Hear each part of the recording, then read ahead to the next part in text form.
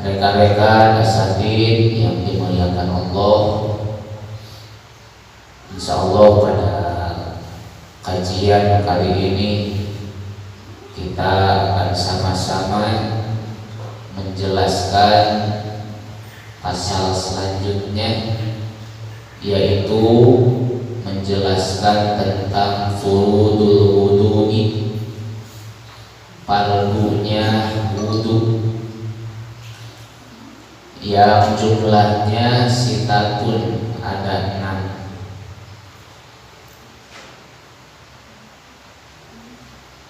6. Wudu ini dinamakan juga, kata musannif, bil mutahhir ar-rafi, mutahhir rafi, artinya bersuci yang menghilangkan. Dalam arti wudu ini bersuci yang menghilangkan hadas. Hadasnya hadas kecil, karena hadas ada 2, ada hadas kecil, ada hadas besar. Hadas kecil dihilangkannya melalui bersuci dengan wudu.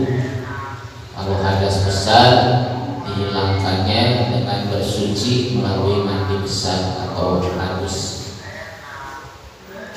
Menurut kaul mu'tamad, kaul mu'tamad itu kaul yang bisa dijadikan pegangan, annahu maqulul makna.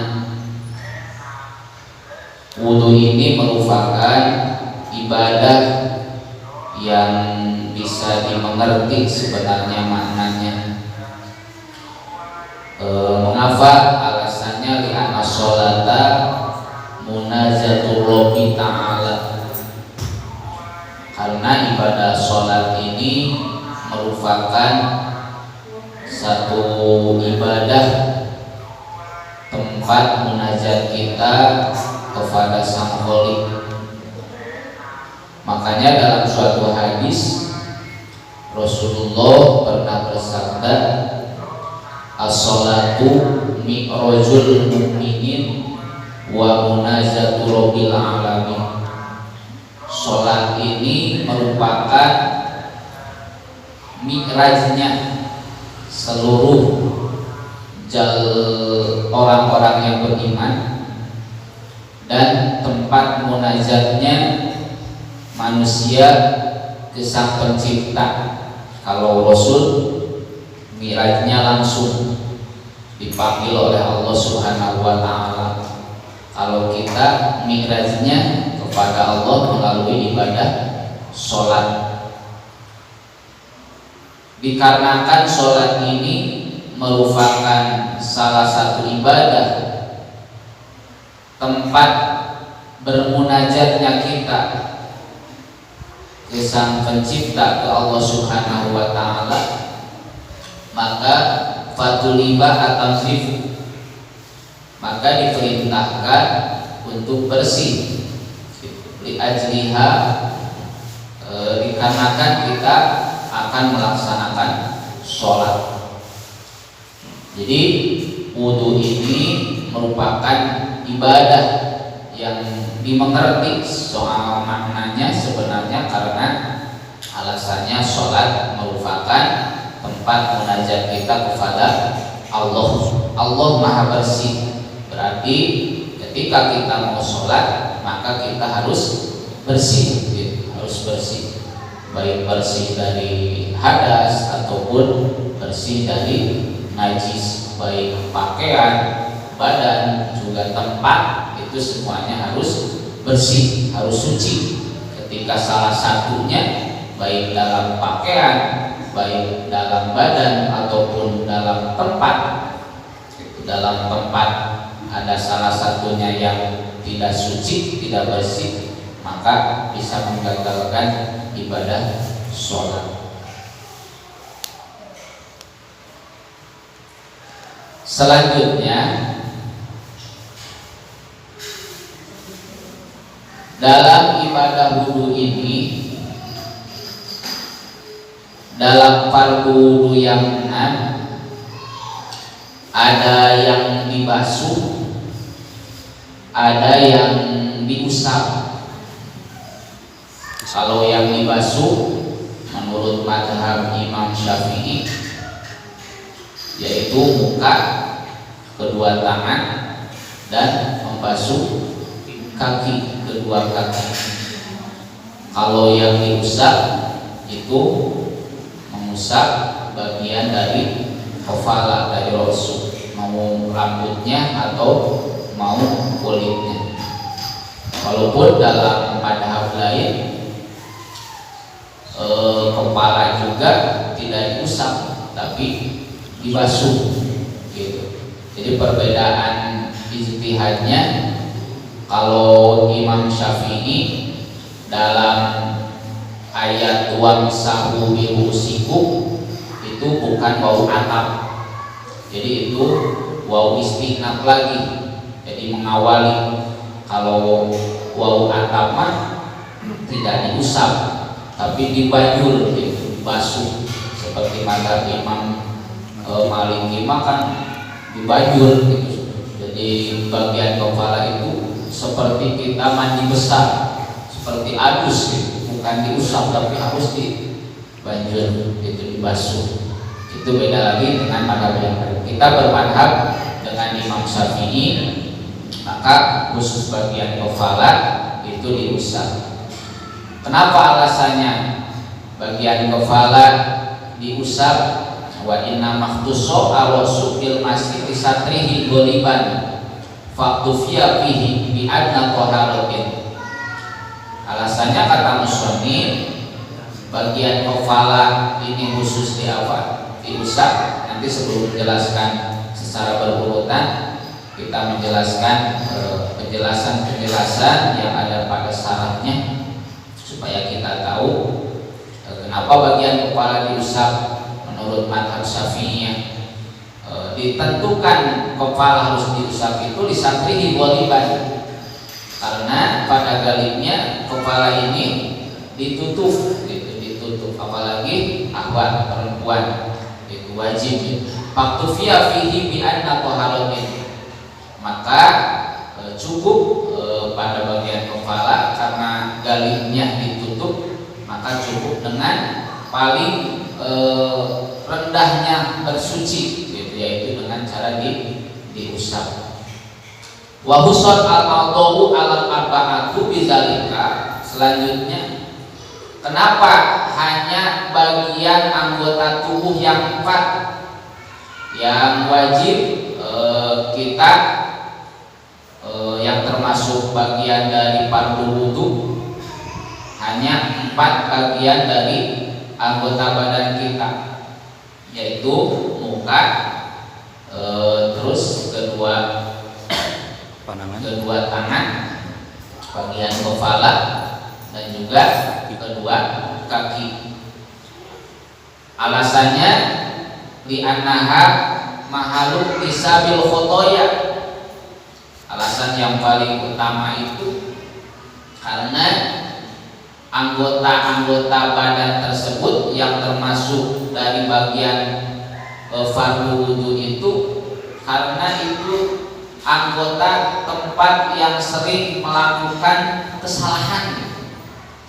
Jadi kan kadang-kadang suka ada orang yang nanyain, kenapa sih wudu itu cuman anggota badan yang itu yang dibasuh gitu, padahal anggota badan itu banyak.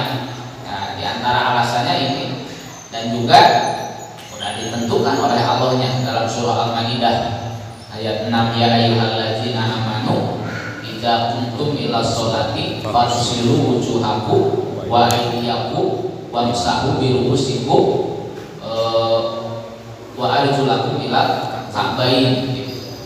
Dan alasan yang lain kata musannif, ditentukan anggota badan yang itu menjadi anggota yang menjadi fardu itu karena itu yang sering, anggota yang sering melakukan kesalahan, yang sering melakukan kesalahan itu anggota itu. Bagian muka, di muka kan ke mata gitu, apalagi mata suka suka lihat ke sana kemari gitu, yang bukan untuk dilihat gitu karena penasaran. Begitu juga tangan suka melakukan kesalahan sering gitu. Di muka juga ada lisan gitu, ada mata, kaki juga.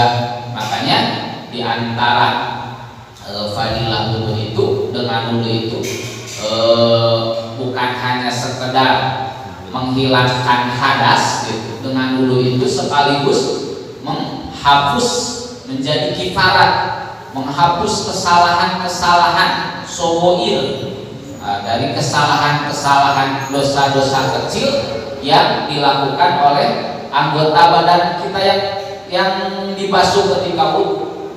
Jadi dengan ibadah wudu, dengan basuhan air tersebut, maka sogoir, dosa-dosa kecil itu menjadi terhapus akiparatan gitu, akiparatan air wudu gitu. Kalau dosa besar itu tidak bisa langsung terhapus dengan ibadah wudu, karena dosa besar itu mesti harus dengan jalan taubatan nasuha gitu.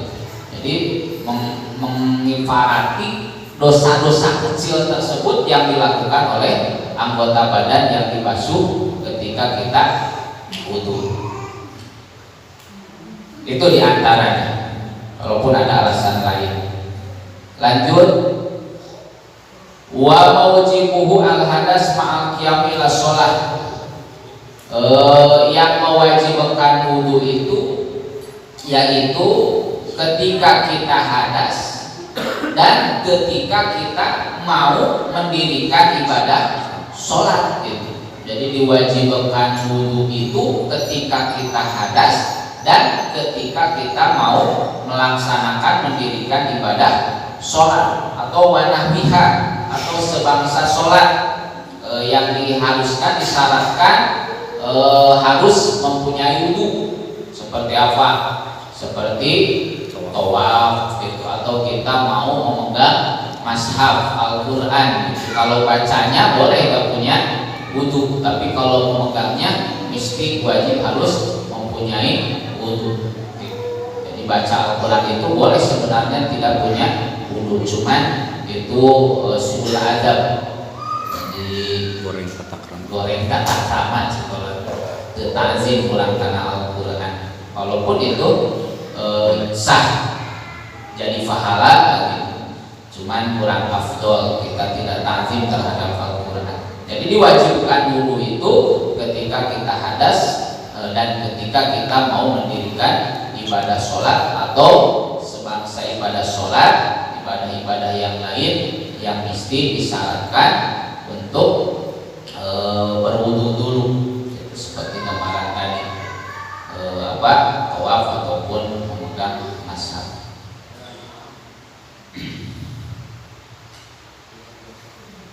Selanjutnya, jumlah fardu wudu itu semuanya ada 6. Walau karena al-wudu'u manduban, walaupun wudunya wudu yang disunatkan. Bagaimana maksudnya wudu yang disunatkan? Wudu yang disunatkan itu seperti wudu tajdid. Tajdid itu membarukan wudu, nganyar-nganyar wudu. Dalam arti kita masih punya apa? Punya wudu, tidak hadas gitu. Jadi sunat ketika kita punya wudu belum hadas, ketika kita mau sholat disunatkan wudu lagi. Nah, itu wudunya wudu tajdid. Jadi nganyar-nganyar wudu. Wudu itu tidak menghilangkan hadas, dan kitanya juga tidak punya hadas. Gitu. Jadi wudunya wudu sunat. Gitu. Walaupun wudu sunat seperti wudu tajdid, membarukan wudu, kita masih punya wudu, tidak hadas, tapi kita mau melakukan sunat, maka kita wudu lagi. Nah, walaupun wudunya wudu sunat, tetap fardunya yang 6, tidak boleh dikurangi. Imah sunat dia mau pakai mah panangan, terus langsung buka umpamanya langsung usap sirah, tetap itu tidak sah gitu.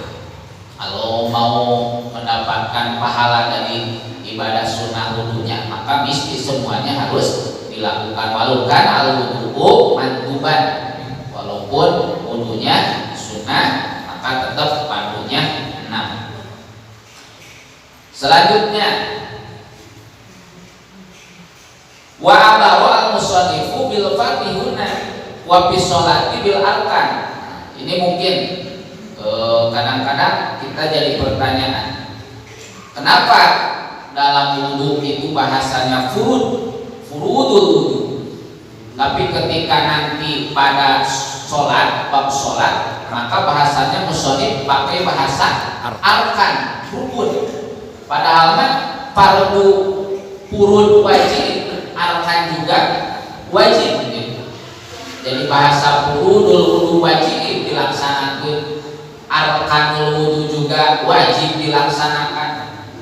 Apa perbedaannya? Kenapa musonif pada bab wudu membahasakannya dengan bahasa fardu furud, nanti ketika bahasan bab sholat bahasanya bil arkan dengan bahasa rukun?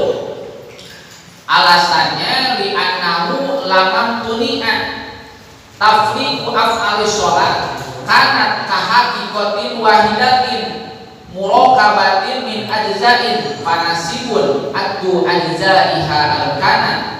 Alasannya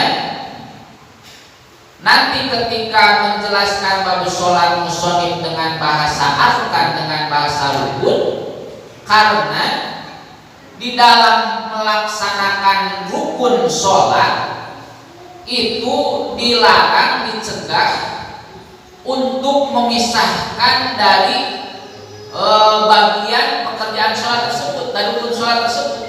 Jadi rukun sholat yang 17 itu mengerjakannya tidak boleh terpisah-pisah gitu. Tidak boleh dipisah-pisah. Jadi harus nyambung gitu, harus nyambung. Mulai dari niat sampai salam. Makanya tarikh sholat aqwalun wa af'alun muftatahatun bi takbir wa muftatamatun bi taslim. Mulai dari kita mengucapkan takbiratul ihram sampai salam, maka antara rukun tersebut tidak boleh terpisah, harus terus berurutan gitu. Nah, itu antara alasan. Itu yang dimaksud rukun. Jadi alasannya dalam bab sholat dengan pembahasan rukun, alasannya karena pada ibadah sholat dilarang untuk memisahkan dari rukun-rukun sholat tersebut, dari pekerjaan sholat tersebut, dari af'al sholat tersebut.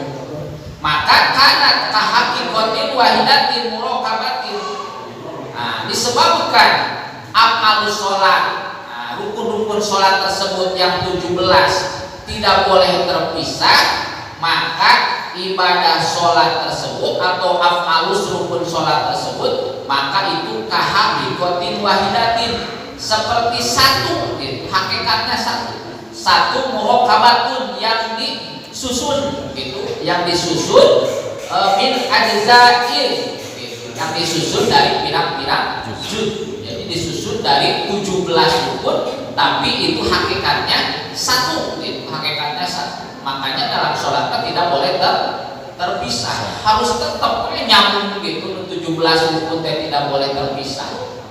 Nah itu maka bahasanya dengan rukun gitu alasannya.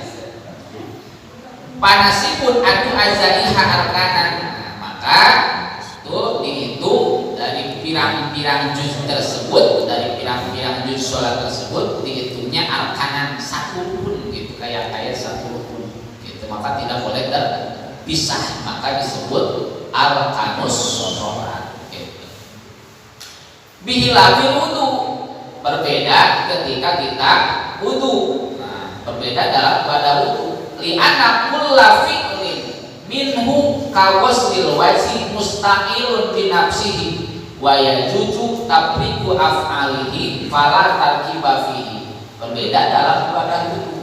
Ibadah wudu itu masing-masing dari pekerjaan ibadah wudu itu, masing-masing dari fardu wudu itu kawaslil wajhi seperti membasuh muka itu mustaqilun bi nafsihi, masing-masing sendiri-sendiri gitu, sendiri-sendiri, tidak nyambung gitu, mustaqilun binafsihi, masing-masing sendiri. Waya jujur tapi papalihi, dikarenakan dari fardu wudu itu mustaqilun bi nafsihi, mencil gitu cenderung berdiri sendiri masing-masing, maka diperbolehkan untuk mengerjakannya terpisah-pisah. Mulai dari fardu wudu yang 6 itu bisa pisah-pisah beda-beda gitu. Maksud beda-beda itu gambaran ini, kita gambaran membasuh mukanya di sini, di satu bak umpamanya, oke, mubah naon nama, mubah tangan nama dina sumur anu itu deh, pindah deh, itu bisa terpisah-pisah. Jadi masing-masing kita membasuh anggota wudu itu tidak satu tempat, asalkan dari tempat yang satu ke tempat yang lain itu tidak boleh apa? Tidak boleh hadas. Tidak boleh hadas. Kalau hadas berarti harus kembali lagi dari awal. Itu. Jadi maksud terpisah itu gitu. Membasuh muka mah di dia umpamanya, bagian membasuh tangan pindah lagi ke tempat yang lain. Membasuh mengusap kepala pindah lagi ke tempat yang lain. Sampai membasuh kaki itu ada 4 tempat, bisa di 4 tempat, dipisah-pisah gitu, tidak di satu tempat, boleh. Itu bedanya berhubung dengan fardu gitu. Jadi fardu mah boleh terpisah-pisah, asalkan dari dari fardu yang satu ke fardu yang lain itu tidak boleh ada yang membatalkan, tidak boleh hadas. Kalau umpamanya dari membasuh muka ke basuh kedua tangan tidak hadas. Pas mau pindah bagian musab musab bagian kepala hadas, ada yang keluar dari dubur atau kubur, batal. Itu tidak boleh dari mengusap bagian kepala, harus dari awalan. Itu bedanya gitu. Kalau sholat tidak boleh niat takbiratul ihramnya di sini, baca Fatihah pindah deui gitu ke tempat lain, baca Fatihah. Bagian ruku pindah deui ke tempat lain, itu tidak boleh. Karena sholat itu kahasufatin wahidatin, itu seperti satu gitu. Maka rukun itu gitu, jadi tidak boleh terpisah-pisah, harus nyambung terus. Maka bahasanya dalam sholat dengan bahasa rukun, dalam wudu dengan bahasa fardu, itu bedanya ya. Mungkin ada perbedaan gitu sedikit gitu. Walaupun dalam maknanya kedua-duanya wajib dikerjakan. Bisa dipahami?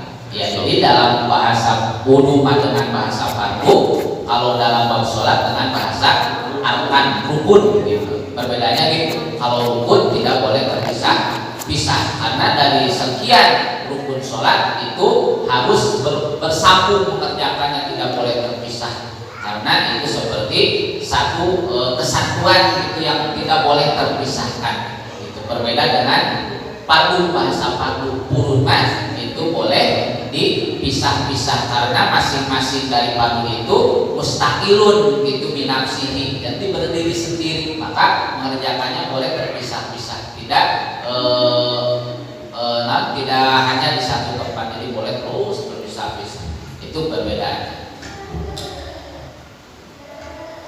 Bahkan sunatnya lagi, kalau mau terpisah-pisah tempatnya ketika wudu, diutamakan sebelum kering gitu, sebelum kering. Jadi dari membasuh muka, membasuh tangan itu, kalau mau membasuh muka di tempat ini, nanti membasuh tangan di tempat yang lain, disunatkan diutamakan jangan keburu kering, jadi masih basah gitu. Jadi keutamanya gitu. Walaupun udah kering juga sah, asalkan syaratnya tadi tidak boleh hadas, tidak boleh hadas antara fardu yang satu ke fardu yang lain. Selanjutnya al-awalu an-niyatu. Selanjutnya yang pertama dari fardu wudu itu yaitu niat. Niat ini menjadi pokok utama dalam ibadah. Dasarnya hadis Rasulullah SAW, innamal a'malu bin niat wa innamal likulli imri'in ma nawa. Gitu. Jadi setiap amal itu sah dan tidak sahnya, jadi dan tidak jadinya amal tersebut tergantung niat kita. Wa innamal likulli imri'in ma nawa. Jadi amal seseorang itu tergantung niatnya masing-masing. Jadi yang menentukan jadi dan tidaknya, sah dan tidaknya itu tergantung niat. Gitu. Makanya wudu juga gitu. Jadi dan tidak jadinya wudu tergantung niat. Kenapa niat menjadi penentu sah dan tidak sahnya ibadah? Qala al-Fashani ainnama tusabu at-taqalifus syar'iyyah al-badaniyah au aqwaluha wa af'aluha as-sadirah minal mu'minin idza kanat bil niyati. Itu kata Imam Fashani, dihitungnya taklif syar'iyah badaniyah, taklif anu bangsa syarat, anu bangsa badan urang gitu, dipidamel dikerjakan oleh badan kita, baik aqwaluha, baik yang berupa ucapan atau af'aluha yang berupa pekerjaan, as-sadiratu minal mu'minin yang dikerjakan dari setiap mukmin, idza kanat bin niyati, jadinya itu ketika memakai niat gitu. Jadi ibadah nubangsa badan gitu, baik nubangsa ucapan ataupun af'al pekerjaan gitu. Maka yang dikerjakan setiap mukmin itu bisa jadi ketika memakai niat gitu. Wa innamal likulli imri'in jazaa'u ma nawahu. Setiap orang itu akan mendapat balasan setiap pekerjaan sesuai yang diniatkannya, yaitu jazaa'u ma nawahu. In khairan fa khairun wa in syarran fa syarrun. Jadi mau baik atau buruknya dari pekerjaan kita, balasan dari pekerjaan kita, dari amal ibadah kita tergantung niat kita gitu. Mau jelek atau buruknya itu tergantung niat kita. In khairan fa khairun, kalau niatnya baik berarti balasan juga baik. Ketika niatnya jelek maka balasannya juga jelek. Selanjutnya, kapan mengucapkan niat? Ketika kita melakukan ibadah wudu. Wa takunu aniyatu inda wasri awali juz'in minal wajhi.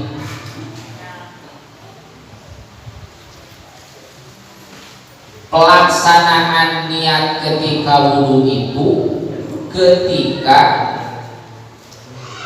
inda wasri awali juz'in, ketika membasuh perbagian pertama juz dari muka.